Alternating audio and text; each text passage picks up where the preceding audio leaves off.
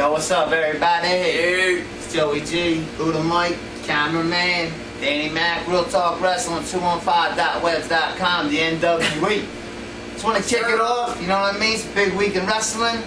NWE. I want to talk. Speaking of the NWE, I want to talk about something similar to that. The Nitro DVD that came out this week. DDP hosted it.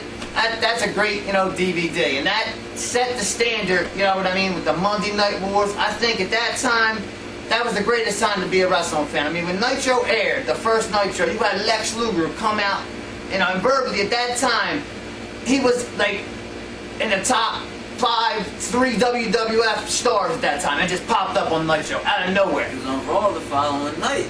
Like, yeah. Come on. That's a big shot. You know what I mean? He was scheduled to be on Raw, and word was that Vince was running around the locker room, where's Lex? And he looks up on the monitor and sees Lex, you know what I mean, on the Mall of America. It was in the Mall of America, the inaugural Nitro. You know what I mean? And Sting and Flair, they knew, you know what I mean? But Bischoff knew ways to cut it. He told the network, I don't want to go on at 8 o'clock. I want to go on at 7:57 so I can give away. He had to his money. Yeah, he did. Yes, he did. He did.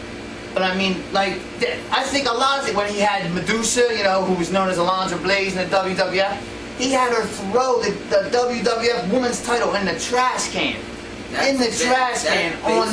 That's basically why the whole Montreal screw job. That's why, because he didn't want Brett leaving with the belt. Owing to WCW. Yeah, because we can't trust somebody if they're not. The only thing I didn't like about WCW is when the NWO came in. I mean, it was great for like business-wise, but it held the younger wrestlers back. And where'd they go? WWE, Chris Jericho, Eddie Guerrero. See, the thing with that was in Nitro they did have some great moments. I mean, like the time when talent wasted.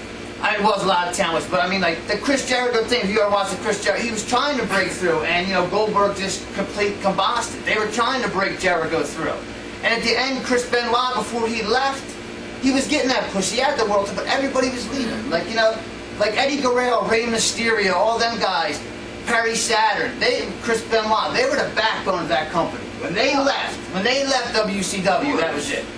That was it. I mean, and then and you could see the tide turning when the Big Show left. When the Giant left, Paul White, and he went and came up in St. Valentine's Massacre when it was Austin McMahon, and then Jericho came up that summer. I mean, it was just, you could just tell what was happening. But Nitro did have some great moments, and the main reason was the NWO.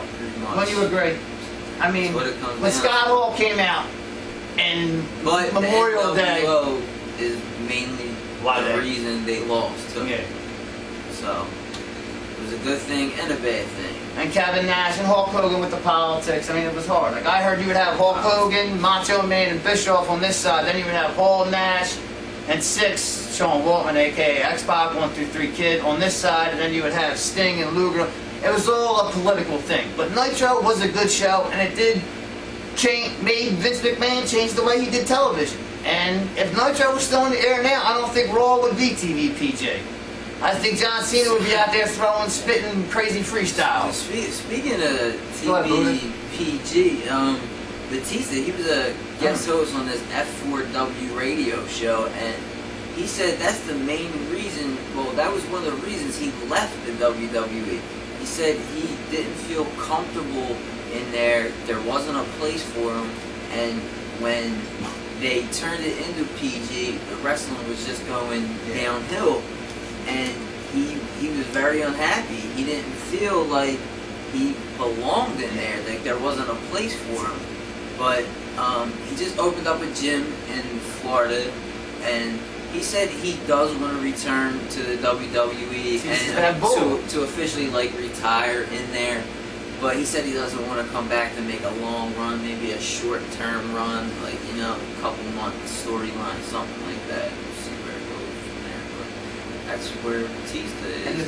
He's doing the mixed martial arts. He's about to get the highest belt, one of the belts in there or something. So I thought maybe tonight he would make a return to Capitol Punishment. It is in his hometown, DC, Washington DC, MCI, or the Verizon Center now. Anything is possible. Yeah, speaking of Capitol Punishment, you got the lineup card. We got both titles gonna change. R-Truth versus Cena, Christian versus Edge, Christian versus Randy Orton. Man. My mind. Edge could be involved. Christian versus Orton. Zeke versus Barrett for the IC belt. We got Ziggler, Kofi, The Miz versus Riley, Del Rio versus Big Show, and Ray and CM Punk again. How many times are we gonna see that? Right? For real. Yeah. What's some predictions? Like, I think both titles. I think both. I'm saying definitely. I think Christian's gonna win that world title tonight, and I think it's gonna be because maybe a Tomko return, maybe Edge returning just to help Christian. You know what I mean? I was thinking maybe a Batista. You don't know. You know what I mean? But I think R-Truth, if not this time, I think he will eventually win the WWE title, but it won't be for a long stint. R-Truth will win, and I think Christian will win the world. I definitely think Christian will walk away with the world title. I think a lot of titles are going to change now. I think Zeke's going to beat Wade Barrett. My fault, Mike. I think Zeke's going to beat Barrett. And, you know what I mean? It's going to be a good pay-per-view. What do you think? The match of the night, personally, I think it's going to be The Miz and Riley. And I think The Miz is going to beat the shit out of him. I think Riley's going to tear him up. No, because the last 3 weeks, Riley's been beating his ass. He's got that passion. Like I was reading something on the internet They're about not going to put The Miz down like that. It's awesome.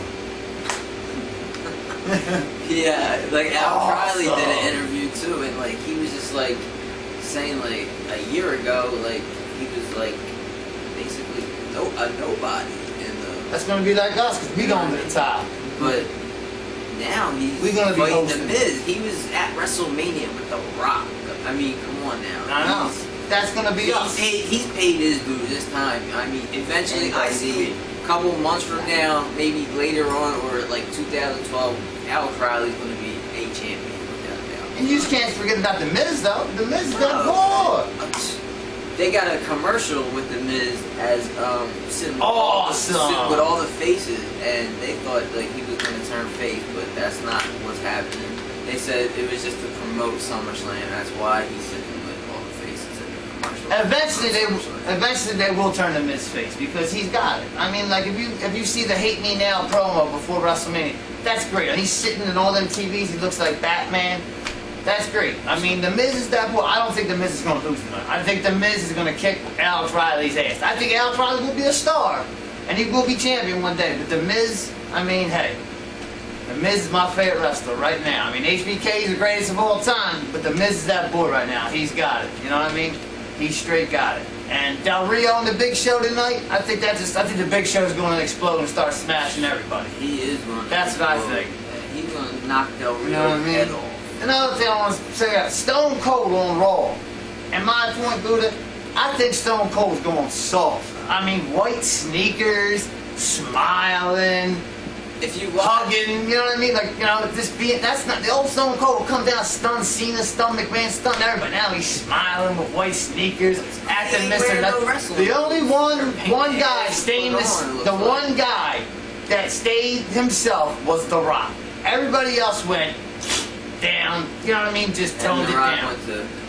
But he stayed the same. He kept his attitude, and the fans still love him. Cutting edge. They love him. I mean, you know what I mean? Like, Austin's just happy to be there. Yeah, you can see like where he's trying to not like smile and laugh. I mean, it's just, I guess when you've been gone for so long, when you come back, it just hypes you up so much that you can't like not like smile. You know what I mean? The Rock was laughing and smiling when he came back. Yeah, but The Rock always makes it in it. Like, you know, The Rock will always, you know what I mean? Austin still could use it without using, you know, cursing and everything, but The Rock is just still funny. You know what I mean? He still hasn't lost his edge. You know what I mean? The Rock is just, I think The Rock has just kept it real. For real. He kept it real and never sold out. I'm not saying Austin sold out, but it seems like to me Austin got soft. He got soft, and, you know, I hear him and CM Punk are having words on Twitter. That's a rumor going around. We talked about that last week. That was a rumor, or a couple weeks ago, whatever. That was a rumor going around. Obviously, the internet was wrong. I mean, listen to us, we're right. But the internet was wrong, and it didn't lead up to nothing for when Austin was on Raw last week and the week before. They thought like him and Punk would do something, but obviously they didn't want that to happen. So you know what I mean? It might happen. I don't know. Bring back Roddy Piper. All you people that got on demand.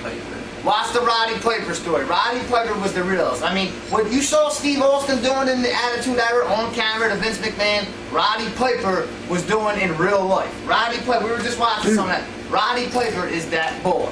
I mean, Roddy Piper, I mean, you remember what he said. You know what I'm saying? You don't throw rocks at a man that's got a machine gun. Like my mouth. It's a machine gun. You know what I'm saying? And Phil McCracken, don't go there. Don't go there. You don't want to go there, bro. You don't want to have a war of words with me, okay? You want to come on, you want to debate, or you want to talk shit over the internet like a tough guy on the internet. Come sit down and debate me on this show, homie, and I will eat you alive, verbally, all right? You, your fat sister, and your mom, all right? Y'all can get the big one. For real, I ain't even gonna waste no more time. Yeah, we're trying to keep this for real. Not PG, maybe like PG-13. But you know how I feel about suckers, man. You gonna say sucker stuff that makes me mad. If it wasn't for the haters, that's right. Who would be out there to be hated? But like Roddy Piper said, you know why I wear this skirt? Because I'm too tough. That's why. For real. With that, straight up, for real. Capital. We'll be back next week. Impact. We can talk about Impact. We want to kick that off real quick. Impact, real quick before we get off. What's up with Immortal? What are they faces now? And then Mr. Anderson's a heel. Like, what is it with them? And Gunner all of a sudden is like the pride and joy of Impact. I mean, like, what's up with that? And all of a sudden China's gone. I mean, like, what's up with that? Alright, cameraman. Yeah. About that time, you know. NWE for Life will be at SmackDown July 26th. Hold up that NWE sign and bring a paper bag because I'm bringing one too to wear for Cody. Alright? Peace. NWE for Life. Later.